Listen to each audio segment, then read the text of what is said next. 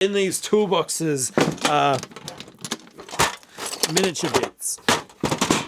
Miniature bits that I intend on giving away to local gaming communities. And, well, I'm about to get on a plane to fly to a miniature event that's happening in... Okay, very soon. I need to be on a plane in a few hours. I've hardly slept. This is actually maybe the most stressed I've been in a very long time. Actually, I got some last minute additions I need to add. I'm going to be putting these in. I made these weird floating cubes with Curtis at Ramshackle, and he's been sneaking them in orders occasionally as little surprises for people. I made like a weird Turnip 28 army out of them, but I'm just going to give them away. Someone else will love them. I really like this little unit filler too. I also made that for Turnip, but someone else can love this, right? I keep finding stuff. Someone else can love that. Okay. This was also for Turnip, but I think I might use this on my Chaos table now. Same with this. Maybe I'll also give this away too. That seems fun. Surely there'll be someone there that will find this useful. You just start acquiring bits the longer you do this hobby. You know, people get out of it, people give you stuff. And if you hold on to it too long, I think you start to develop a bit of a bit curse. You're like plagued with all these unresolved feelings of cool bits and great ideas that you never get around to. So for me, it feels better to pass things on I don't need or I don't feel inspired by or feels wrong to use. You know, those can go to other people.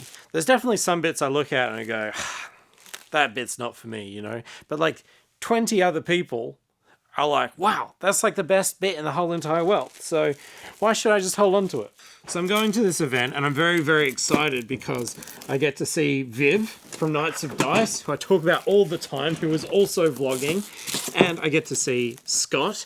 And Scott is from Tired World Studios, who basically makes the best Mordheim terrain ever. If you've seen Mordheim tables, chances are it's his work on them. And I bought a one-way ticket. It's in Melbourne with the intention of coming home on Sunday. But hey, you know, like, if some magic's going to happen, I might as well stay around. But you don't know that until you're there. So I'm trying to prepare for that eventuality. You know, and it's that kind of thinking is actually how I met Viv in the first place.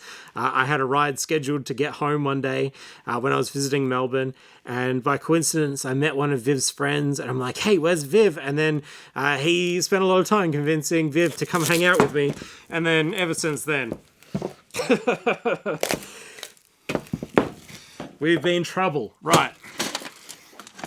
You know, after that, Viv and I spent like a good maybe week hanging out, maybe longer, making miniatures, spinning metal. I was sleeping in like a little like little wardrobe at his studio and showering with his garden hose. I don't know if he knows that.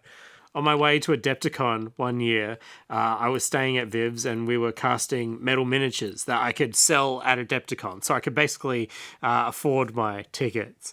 And Viv, I think, was working and I needed to catch a taxi in like an hour, and I was all the way up to the last minute. I was casting stuff. And I remember I'm like, I smell my clothes and how much they smelled like resin, and I smelled myself. I was like, oh no. So in like the pitch darkness of like 4 a.m. I I had a shower in his backyard and I slipped with no clothes on on this big pile of rocks, and I cut my leg open before I had to get on a plane for like 20 hours or something. But I made it. In here is a stripping agent, speaking of. Ultimate paint remover. I'm testing it out. I bought some. It's SMS brand, which is Australian, and I like their stuff because generally they put the active ingredient on there. Last night I did some experimenting with this stuff and also the stuff that I buy from the hardware shop to see what the difference is. I used to strip everything in just isopropyl alcohol, but then I started having a lot of trouble when I was buying secondhand models, and a lot of people use like enamel primers when they don't use like a Games Workshop primer, and I've had a lot of trouble removing those, and also the paint that's like adhered to those enamel primers. So I thought I would try something a little different. Also, a bit of a tip that I just worked out. If you buy some cheap chopsticks, I like using chopsticks because I can reach down into the very bottom of the jar of the things that I'm stripping without getting my hands all dirty. And then they go in this big jar of water, soapy water.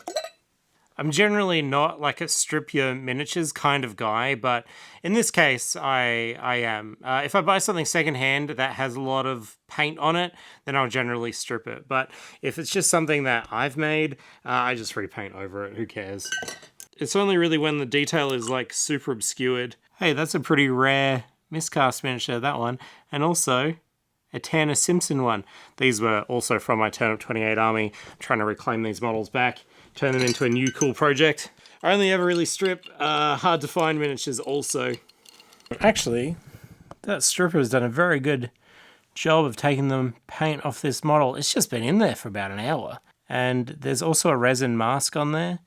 I'm pretty sure the back of this says to be careful with resin, but it's fine. Like sometimes these strippers will melt resin or make them super soft, but I don't know, whatever resin's been used here is fine, which tells me I can do the rest of the turnip army now. It really doesn't want to take the paint off this Moria goblin though. And it's also been sitting in there for like, I don't know, a day and a bit now. So I think it just might be painted with like enamels or something it doesn't love. So yesterday I talked about miniature artists that just changed everything for me. And this is one of them. This is from Many World Miniatures, and I have just stripped it to turn it into something different, include it in a different warband. I'd love to paint it in a totally different way, not just previously or rusty, which is what I did, and also why I'm stripping them, because I would normally just paint over, but in this case I used a textured spray paint on them to give it like a real gritty effect. Right, it looks very cool, but you know, I don't know if that's me anymore. But, you know, a lot of people ask me, do I regret stripping my miniatures? The only time I've regretted stripping miniatures is when I haven't documented them. And I think you got to document them with the best tools that you have available, and you take a bit of time and do it. They're in an art book that I made, right? So it's okay. It's okay for me. And I've been doing this for a very, very long time. And yeah, the ones that I haven't documented that I stripped, I kind of regret, like the first miniatures I ever painted. But also, I stripped those miniatures because that's what I could afford. I had to keep stripping them so I could repaint over them. And eventually all the detail had gone by the end. I literally need to be out of here in 10 minutes. But once again, I wrote a list when I was of sound mind. After I had had a good sleep, I needed to work out what I needed to get done. I got through most of this to-do list, but I've got stuff to pack.